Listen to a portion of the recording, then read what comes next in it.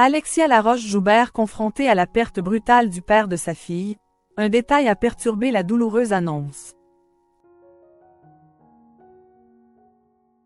Alexia Laroche-Joubert n'est pas du genre à s'étaler sur sa vie privée. Mais la femme d'affaires vient de faire une exception, pour le podcast Tenace des Anaïs Bouton, diffusé par RTL. Présenté par Anaïs Bouton, Tenace est un podcast de RTL, mettant en avant des femmes qui ne lâchent rien. C'est le cas d'Alexia Laroche-Joubert, invitée du 26 juin, elle qui a fait preuve de persévérance tant dans sa carrière professionnelle que dans sa vie personnelle.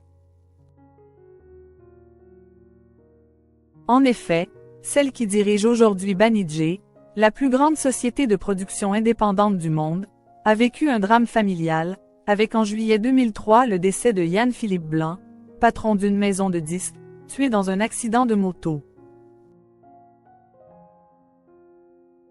Leur fille Solveig, elle en a eu une autre depuis, Aizor, avec l'homme d'affaires Guillaume Multrier, n'avait alors qu'un an.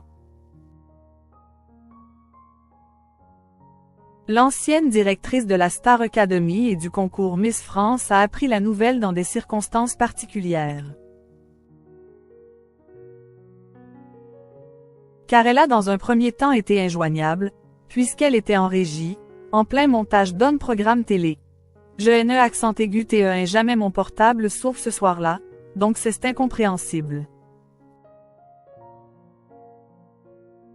Je ne sais pas pourquoi. Ils n'arrivaient donc pas à me joindre et ils ont sonné à la porte. Au moment où cela a sonné et que j'ai entendu, c'est Stéphane Courby, son patron de l'époque, NDLR, j'ai su qu'il était mort. Alexia Laroche-Joubert est restée positive malgré tout. Elle ne s'attendait probablement pas à apprendre cela d'une manière aussi directe et brutale. Mais elle reconnaît avec le recul qu'être dans le couloir et appuyer sur l'interphone pour annoncer à une femme que son mec est mort est une action très difficile. Je me mets à leur place et ça a dû être horrible. Je leur en suis d'une gratitude énorme parce qu'ils ont été extrêmement chaleureux. Les jours et les semaines suivant ce drame, Alexia Laroche-Joubert a fait preuve de ténacité, en positivant immédiatement malgré la gravité de la situation.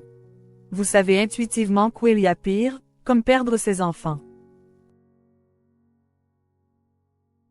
Ça, je ne l'ai jamais dit, ça m'émeute même.